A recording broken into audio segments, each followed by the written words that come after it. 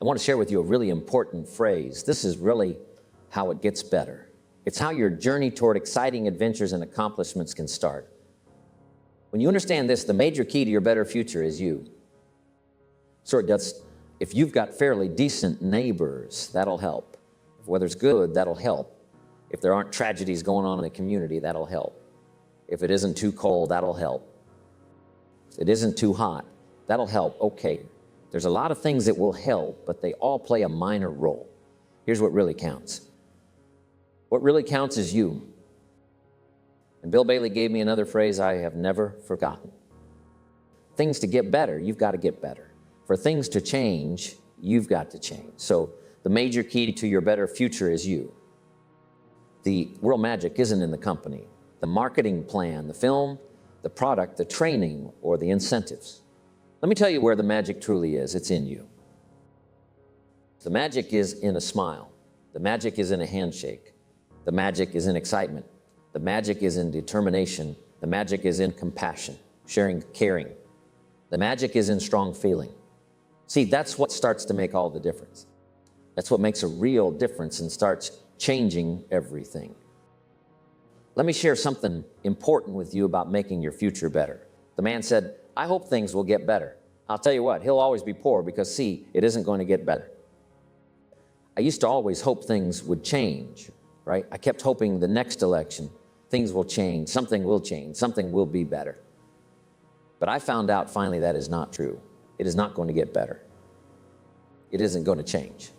Let me tell you how it's going to be. It's going to be about like it's always been. That's about how it's going to be, about like it's always been. Wet in spring, hot in summer, cold in winter. Sometimes the wind will blow, and sometimes it'll be still. Sometimes it goes well, sometimes it gets in reverse, sometimes it's storm, sometimes it's calm. The tide comes in, the tide goes out. See, it's going to be about like it's always been. But for your future to get better, you've got to change. You've got to grow. You've got to get better. Well, like many others, I used to blame everything around me for my problems. People often told me, Jim Rohn, how come you can't do better for your family? You seem smart. How come you're broke, got no money, can't even pay your bills on time? If you submit your paycheck, you'd be in financial trouble. What's wrong with you? Now, if you'd have heard that as often as I did, you'd have probably done what I did about it. Finally, I came up with this list of reasons why I wasn't doing well. I used to blame the weather. Things like the weather. Several months there, last winter, was really tough. Could you do well in such harsh condition? Next on my list were things like, my parents didn't have much money. What kind of a start is that, right? Nobody handed me any fortune, and I was raised in the wrong part of the country for great economic advantage. I was raised in a small farm town up in Idaho, and I didn't even finish all my formal schooling. I didn't have any degrees. And a long list of negative relatives always putting me down and cynical neighbors. Live around here. You wouldn't believe. They wouldn't go across the street to help anyone. They hardly know who lives next door. They're just selfish, looking out for themselves. Won't loan you money or nothing. That's a pretty good for being broke, isn't it? I thought it was a darn good list. I've been working on it for years. Then I learned something important one day. I found out it's not what happens that determines the quality of a man's life. It's not what happens. You see, what happens to everybody. Same thing can happen to two different people. One gets rich, the other stays poor. What makes the difference? The difference is what you do about it. Someone might say, yeah, but you don't understand the disappointments I've had. Come on, everybody faces disappointments. Disappointments are not special gifts reserved for the poor. Everybody's got them. Everybody gets disappointed. The difference is what you do about it. It's not about the weather. I used to blame the weather. Then I realized that even the rich guy with $100,000 home gets rain and snow in his yard. That's incredible. How could that happen? See, it's not the weather. It's not disappointment. It's not what happens. It's about what you decide to do when things happen. Ever wonder how long it takes to completely turn your life around? Completely around. One day. That's all it takes. One day. And there are three major ingredients in that day. that could make it one of the greatest days in your life. Firstly, there's something called disgust, and sometimes that's what it takes to make real changes. Disgust with poverty, disgust with mediocrity, disgust with just dragging along, disgust with just getting by, disgust with not being able to pay bills on time, disgust with being under the guns, disgust with having to deny yourself and your family things they really need. Finally, there comes a day when you've had enough. Hey, that could be a great day when you finally have had it right up to neck. When a man finally has it with nitpicking about poverty, a day finally arrives when he says, that's it, I've had enough.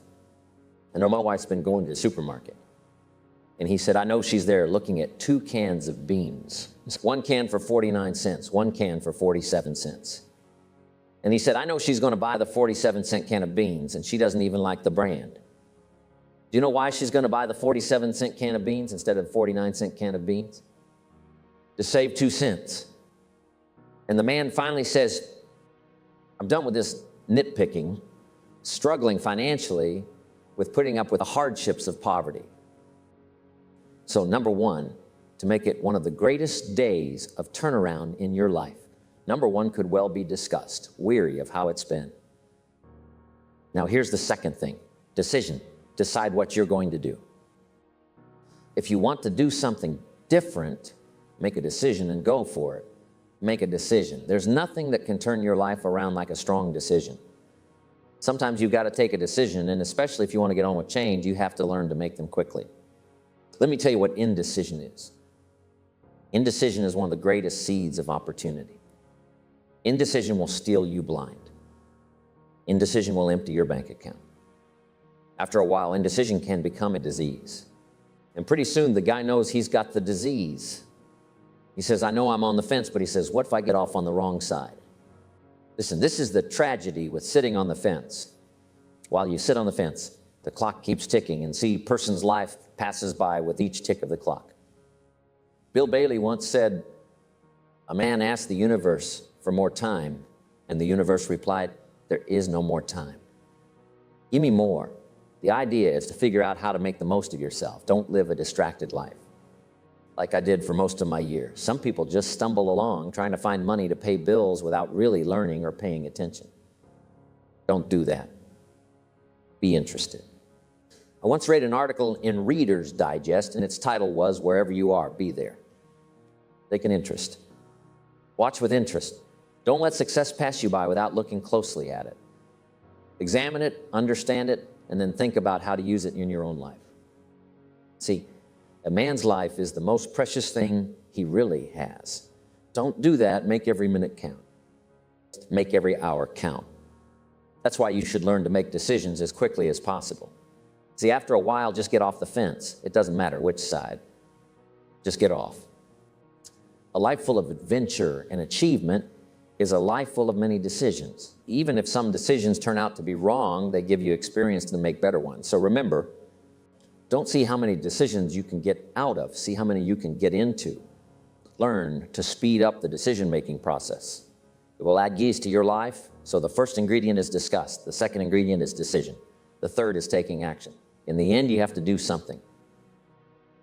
See, this is where personal growth comes in. For things to change, you've got to change. For things to be better, you've got to be better. You've got to grow. You've got to get better. So the first step to personal growth is understanding how things work. Here's step number 2 to personal growth. Go to work. Doesn't matter how much you find out. The next key is action. Remember, on that day of change, number 1 is disgust. Number 2 is decision. Number 3 is action. You've got to go to work. Bill Bailey often advises us to pick 3 or 4 things that can improve your attitude, your personality, that can help your economic future. Just find 3 or 4 ideas or things and go to work on them. Then he said, find 3 or 4 more. Go to work on those like crazy. And Bill Bailey always says, caution, don't wait till you've learned 10,000 things. You know why? You'll use up all the time and you'll wind up smart and broke. He says it's okay to be dumb and broke, but if a guy's smart and broke, that's pitiful. Bill Bailey says, don't let your learning lead to knowledge. You'll become a fool. Let your learning lead to action. You can get rich. Next, let's go through the law of averages, the law of use. The first one, this law is pretty simple, and it says, whatever you don't use, you lose. That means if you tie your arm to your body, leave it there long enough, you might never be able to use it again. It's over for lack of use. You could lose the use of your arm. The only way to keep the use of your arm is to keep using it. If you quit, you lose. Just remember the key idea here. If you quit, you lose. Now, what's important to understand is the same thing that goes for your arm goes for your brain. That's important to know. Same thing goes for all the human virtues. If you don't use your ambition, it can shrink and disappear, and it could very well be over. In fact, it might be over before the man dies. Like his arm is now no longer, he can no longer use his arm because he hasn't used it. He may not be dead, but it's over for his arm. Strong feeling unused tends to diminish. Excitement unused tends to diminish. Finally, after a while, there's just hardly anything a little excited about. There are so many years of disused that. Now it's pretty well over. So here's what you need to do. Regularly check what you have in terms of talent, creativity, activity, energy, vitality, brain power, thinking ability, acting power, and your skills. Make sure you use all of these every day, otherwise you're losing and losing. Here's the second law, the law of averages. Explained in the Bible, here's what the law of averages means. If you repeat something often, if you do something over and over and over, you will get what we call a ratio of results. This ratio is a key aspect to understand about the law of averages. The law of averages works for anyone who wants to give it a try. From all that we've known about sales or the law of averages, that is true. If you knock on enough doors, somebody will buy. Some won't be home. Some may have plenty of what you've got to sell, so they don't really need any. However, if you knock on enough doors, somebody will buy. I mean, this principle works for anyone, regardless of age or financial status. No matter how poor you are, no matter how young you are, a ratio will develop for anybody that's willing to try. Keep on planning.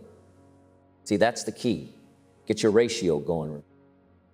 A person gets a good idea, and then they allow every little thing to get in the way. Said, you need to pay attention to these small details. That's called the language of the poor. People have the most remarkable ability to major in minor things.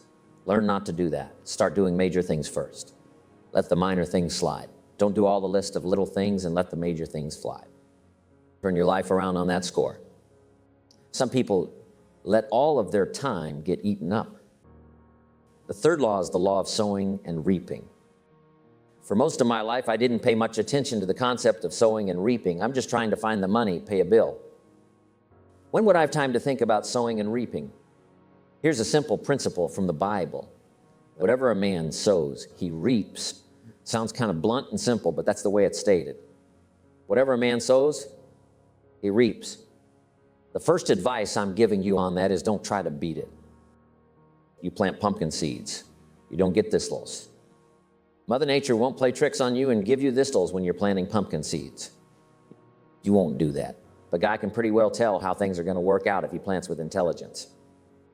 The 16 hours you are awake, learn how to invest yourself. That's the key. Learn how to invest. You learn how to invest your attitude and handshake and your personality. Learn how to invest your excitement. Learn how to invest your compassion, caring, and learn how to invest your invitation. Learn how to invest your strong feelings. Learn how to invest wisely every 16 hours. See, that's how you get the better harvest coming in. Now, if you aim to achieve wealth, the key word is people. Invest in other people. The master teacher said 2,000 years ago, if a man wishes to be great at anything, let him find a way to become a servant of many people. The wealth lies in people, and helping others is where the real wealth is found. A guy says, well, I can't be responsible for half my community. About the best I can do is take care of myself. Look after myself, work hard, pay my bills, not be a burden on anyone. Take care of myself. It's about the best I can do. That's a poor man thinking. Always will be poor, and their life may not hold much adventure or achievement. Here's where things can either take a positive turn or go downhill. It's your mindset. One guy said, it's not my drinking that's got me stinking. It's my stinking thinking that's got me drinking. This underscores a crucial point. There's an Old Testament phrase. It covers the part of the matter. Here's what it says. As a man thinketh, so is he. The way a person thinks is reflected in their handshake.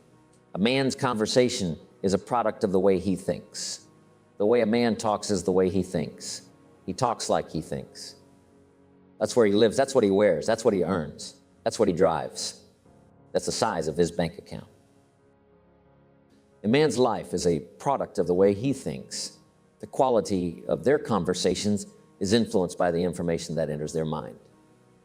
Whatever flows into his brain, out comes the product. And the fabric of a man's life is built from those ingredients that pour into his mental factory. Therefore, the first step is to learn how to filter out negativity and replace it with positivity. Throw out the trash. You cannot build a dynamic, successful, prosperous, happy, achieving life with trash ingredients. Start making a deliberate attempt to talk about the good things. Read the good things, listen to the good things, the challenges, the opportunities, problem solving. Spend as little time as possible on the problems, most of the time on the solutions. Now, I'm not saying that you can get 100% positive and 0 negative. That just can't be done. However, the more positive content you introduce, minimizing the negative, the more it begins to reshape the fabric of your economic, social, and personal life. Maintaining a predominantly positive flow can bring about significant changes in your life. Keeping this positive flow is crucial because there are transformative ideas within it that can greatly impact your bank account in future. Now, certain ideas might offer a bit of help, but there are ideas and ingredients so potent that they can transform your life and wealth in multiple ways, make you wealthy in more ways than one. So this is why it's crucial to consistently tap into this positive stream of elements while actively shutting off the negative ones. There's some negative ingredients that will keep you poor. Some will just kind of make you limp financially. Some will just kind of keep you rocking alone. And there are some ingredients in this negative box here that will kill you. They'll kill your desire. For ambition, eat your strong feeling, kill your compassion, kill you in a very short period of time. Those ingredients are so powerful, you have got to watch like a hawk what gets poured in here. Shut this off, open this up, and watch it change your life.